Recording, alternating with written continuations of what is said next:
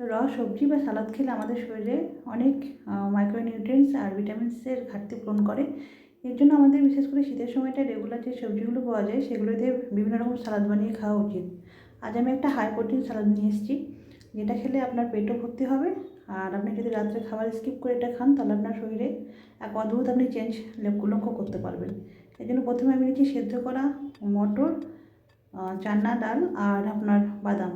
তার সঙ্গে আমি মিক্স করে নিলাম লেটুস না থাকলে আপনি বাঁধাকপির ভেতরের অংশটা নিতে পারেন। এরপর আমি নিয়েছি শসা, আপনি পরিমাণ মতো আপনার যেটা ভালো লাগে শসা নিতে পারেন। তার সঙ্গে নিয়েছি টমেটো, গাজর, পেঁয়াজ। আপনার হাতের কাছে থাকা যে সবজিগুলো আপনি খেতে পছন্দ করেন তার মধ্যে আপনি যে কোনো সবজি এর মধ্যে অ্যাড করতে পারেন। আমার কাছে এগুলোই ছিল তাই আমি এগুলো দিয়েই বানিয়েছি।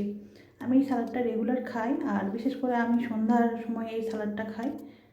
পেটটাও ফুল হয় আর রাত্রিবেলা খিদেও পায় না। এভাবে রেগুলার খেলে আমাদের শরীরে অনেক চেঞ্জ আসে। আমি এর সঙ্গে 2-3টে কাঁচা লঙ্কা একটু কুচিয়ে নিয়েছি। তার সঙ্গে আমার বাড়িতে একটু কর্ন ছিল সেদ্ধ করা, সেই কর্নটা আমি নিয়ে নিয়েছি। আপনি এটা ইচ্ছা হলে দিতেও পারেন, নাও দিতে পারেন। আপনার বাড়িতে যদি পনির থাকে সেটা দিতে পারেন। এর উপরে আমি নিয়ে নিচ্ছি মোটামুটি 1.5 চামচ পরিমাণ সাদা তিল। আপনার এটা আপনি অপশনাল, আপনি ইচ্ছা হলে দিতেও পারেন, নাও দিতে পারেন। আর আমি একটা সালাদ ড্রেসিং রেডি করে রাখি, সেটাই আমি এর মধ্যে মিক্স করে দেবো। এক্ষেত্রে আপনাকে বলি, আপনার বাড়িতে যদি আপনি যেটা খেতে পছন্দ করেন সেই হিসাবে বানিয়ে নেবেন, না থাকলে কোনো অসুবিধা নেই। তা আর নিব আমি একটু অলিভ অয়েল। ড্রেসিংয়ের জন্য অলিভ অয়েল খুব ভালো আর উপকারীও। অলিভ অয়েল র খেলে আমাদের খুব শরীরে অনেক কিছু হয়, উপকার হয়। এর মধ্যে আমি নিয়ে নিচ্ছি একটু টেস্টিং সল্ট বা ব্ল্যাক সল্ট, তার সঙ্গে একটু সাদা লবণ। আপনার কাছে যদি রক সল্ট থাকে আপনি সেটাও নিতে পারেন। অর্ধেকটা লেবু ভালো করে আমি নিংড়ে নেবো এর মধ্যে। সবগুলো একসঙ্গে মিক্স করে নিয়ে ভালো করে কম্বাইন করে নেবো। এই সালাডটা আমি রোজার 1 মাস আগের থেকে প্রায় খেতে শুরু করি।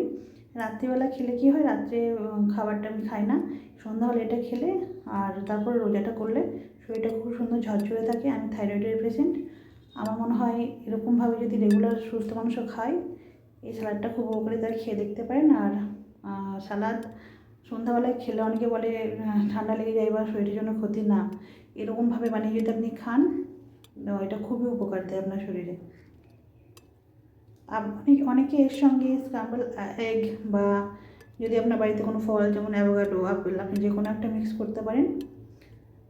প্রয়োজন মতো আপনার অন্যান্য যেগুলো সবজি অ্যাভেলেবেল থাকবে সেগুলো আপনি দিতে পারেন। উপর থেকে আমি একটু গোলমরিচের গুঁড়ো দিয়ে দিলাম, আমার গোলমরিচের গুঁড়ো দিয়ে খেতে ভালো লাগে, আমি এটা মিক্স করে দিলাম।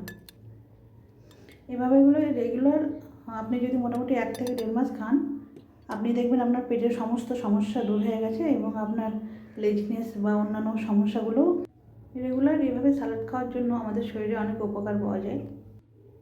আর একটা জিনিস লক্ষ্য রাখবেন, আমাদের শরীরে অনেকে বয়সে একটু 30-এর পার হলেই শরীরে একটা যেমনই ভাব আসে। আপনি যদি এভাবে সালাদ করে খান আপনার শরীর চাঙ্গা থাকবে আর ফুল অফ এনার্জি থাকবেন। সারাদিন আপনার কোনো রকম ক্লান্তি আসবে না আর কোনো রকম মাল্টিভিটামিনের দরকারও হবে না। অনেকেই পছন্দ করেন রেগুলার সালাদ খেতে। আমার মতে বেসিক্যালি সালাদ কিন্তু আমরা আমাদের পেটটাকে ফুল করার জন্য খাই, এটা র খাওয়ার জন্য এটা অনেক উপকারও পাওয়া যায়। কম বেশি সবার, ছোটো বড়ো সবার আমার মনে হয় সালাদ খাওয়া উচিত। এইভাবে যদি লোভনীয়ভাবে বানানো হয় তাহলে আপনি এক নিমেষেই 1 বোল সালাদ খেয়ে ফেলবেন, আপনার কিছু মনেই হবে না।